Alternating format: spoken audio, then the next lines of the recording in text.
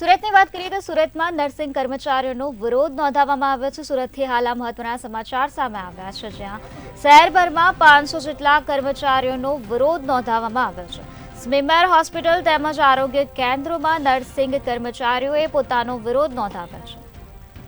તો સ્મીમેર હોસ્પિટલમાં નર્સિંગ કર્મચારીઓએ રામધૂન બોલાવી છે। નર્સિંગના વિવિધ એલાઉન્સમાં વધારાની માંગ કરવામાં આવે છે। આ સાથે પાલિકા કમિશનર અને ડીનને પણ આવેદનપત્ર પાઠવવામાં આવ્યો છે।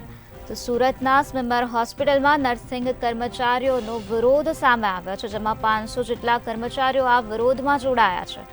સ્મીમેર હોસ્પિટલ તેમજ આરોગ્ય કેન્દ્રોમાં નર્સિંગ કર્મચારીઓએ આજે વિરોધ નોંધાવ્યો છે। ત્યારે નર્સિંગના વિવિધ એલાઉન્સમાં નર્સિંગ કર્મચારીઓની વધારાની માંગ કરવામાં આવે છે। તો પાલિકા કમિશનર અને ડીનને પણ આ માંગ અંગે આવેદનપત્ર પાઠવવામાં આવ્યો છે। તો નર્સિંગ કર્મચારીઓની માંગ છે કે વિવિધ અલાઉન્સમાં વધારો કરવામાં આવે।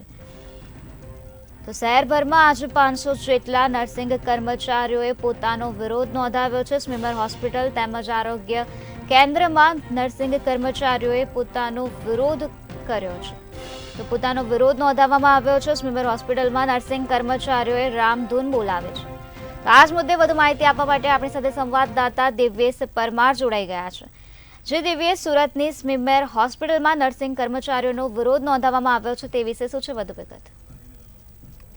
ચોક્કસથી જે પ્રકારે આ નર્સિંગ સ્ટાફનો જે વિરોધ છે તે સુરતમાં જોવા મળ્યો હતો। સુરત મહાનગરપાલિકા સંચાલિત પ્રીમિયર હોસ્પિટલ છે તેમજ મસ્કતી હોસ્પિટલ છે તે તમામ જે આરોગ્ય કેન્દ્રો છે, સુરત મહાનગરપાલિકા સંચાલિત જેટલી વસ્તુઓ છે ને જેટલી જગ્યાએ આ નર્સિંગ સ્ટાફ જે છે નોકરી કરી રહ્યા છે તેના વિરોધ પ્રદર્શન કરવામાં આવ્યું હતું।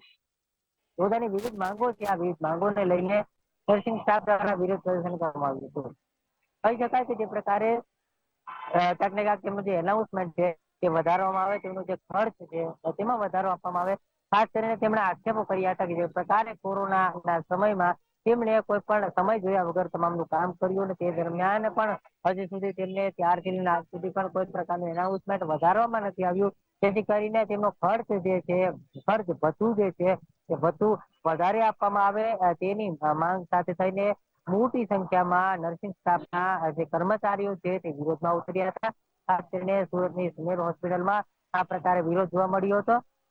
એ પ્રકારે કહી શકાય કે આ તમામ જે નર્સિંગ સ્ટાફના જે કર્મચારીઓ છે તે કર્મચારીઓ દ્વારા રામધૂન બોલાવવામાં આવી હતી। પોતાની વિવિધ માંગોને લઈને સુરત મહાનગરપાલિકા કમિશનર તેમજ જે મેડિકલ કોલેજના ડીન છે તેમને આવેદનપત્ર પાઠવી અને રજૂઆત કરી હતી।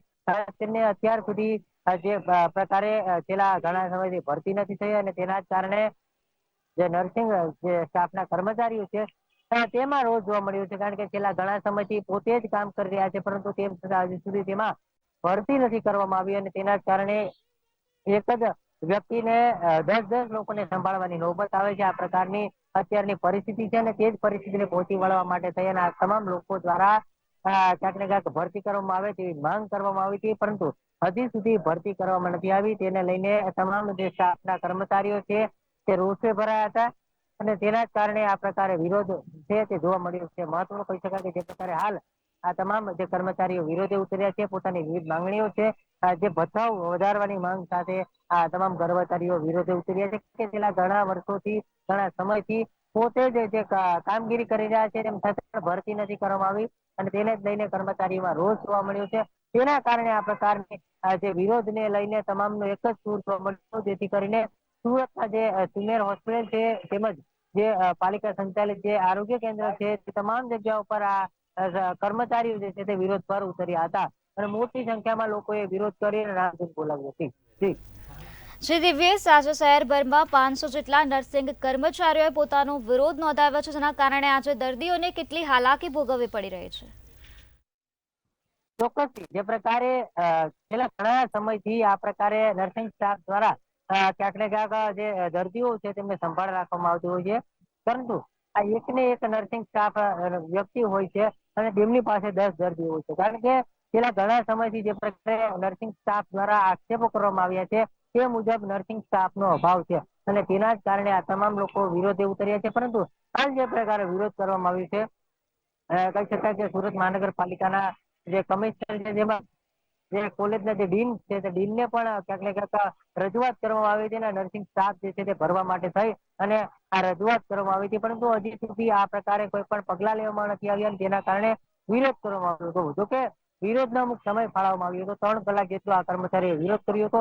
ત્યારબાદ દર્દીઓને હાલાકી ન પડે થઈને પોતે કામે વળી ગયા હતા. એટલે જે પ્રકારે વિરોધ કર્યો હતો તે વિરોધ માત્ર તેમના માટે જ હતો, પરંતુ ક્યાંક ને ક્યાંક દર્દીઓને હાલાકી ન પડે તે માટે થઈ અને ફરીથી કામે લાગી ગયા હતા. કારણ કે આ તમામ કર્મચારીઓ વિરોધ કર્યો હતો, તેને લઈને દર્દીઓની દેખરેખ રાખવા માટે કોઈ પણ કર્મચારી ન હતું ને તેના કારણે દર્દીઓને ખૂબ હાલાકી પડી હતી. આ હાલાકી જોઈને તમામ કર્મચારીઓ ફરીથી કામે લાગી ગયા હતા, પરંતુ જે પ્રકારે તેમની માંગ છે તે માંગને લઈને લોકો અડગ છે.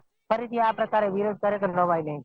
જી શ્રી દિવ્યેશ, નર્સિંગ કર્મચારીઓ કેટલા સમયથી આ અલાઉન્સની માંગણી કરી રહ્યા છે? ચોક્કસ જે પ્રકારે છેલ્લા 1 વર્ષથી આ પ્રકારનો માહોલ જોવા મળે છે. આની પહેલા પણ સુરતની સિનિયર હોસ્પિટલમાં નર્સિંગ સ્ટાફ દ્વારા વિરોધ કરવામાં આવતો. પોતાની જે પડતર માંગણીઓ છે તે પડતર માંગણીઓને લઈ અને વિરોધ કરવામાં આવતો હોય છે. ત્યારે ફરીથી આ પ્રકારે વિરોધ કરવામાં આવ્યો છે, કારણ કે છેલ્લા 1 વર્ષ દરમિયાન જે તેમની વિવિધ માંગો છે આ વિવિધ માંગોને સ્વીકારવા માટે થઈ અને અલગ અલગ પ્રકારે રજૂઆતો કરવામાં આવતી હતી. અલગ અલગ જે જગ્યાઓ છે ત્યાં રજૂઆતો કરવામાં આવી હતી. ખાસ કરીને ડીન છે, ડીન તેમજ પાલિકા કમિશનર છે, તેમને પણ રજૂઆત કરવામાં આવી હતી, પરંતુ રજૂઆતના અંતે હજી સુધી કોઈ નિકાલ નથી આવ્યો. તેને લઈને ફરીથી એક વખત હડતાલ જે છે તેનો વિરોધનું સ્વરૂપ પામ્યું હતું. એ પણ કહી શકાય કે છેલ્લા ઘણા સમયથી આ પ્રકારે જે કર્મચારીઓ વિરોધ કરી રહ્યા હતા અને તેમાં અંદરો અંદર જે સળવળાટ હતો સળવળાટ ભરતી કરવા માટેનો હતો. અને જો કર્મચારીઓની નવી ભરતી કરવામાં આવે તો જે જૂના કર્મચારીઓ છે તેમને પણ કામમાં રાહત મળે. અત્યારની પરિસ્થિતિને જોતા ખૂબ જ દર્દીઓને હાલાકી ભોગવવી પડે છે, કારણ કે 10 દર્દીઓ હોય છે તેની વચ્ચે માત્ર એક જ નર્સિંગ સ્ટાફનો વ્યક્તિ હોય છે અને નર્સિંગ સ્ટાફના વ્યક્તિના કારણે અછત હોવાને કારણે દર્દીઓને પણ હાલાકી પડી ગઈ છે. જેથી કરીને તમામ કર્મચારીઓનો એક જ સૂર જોવા મળ્યો હતો.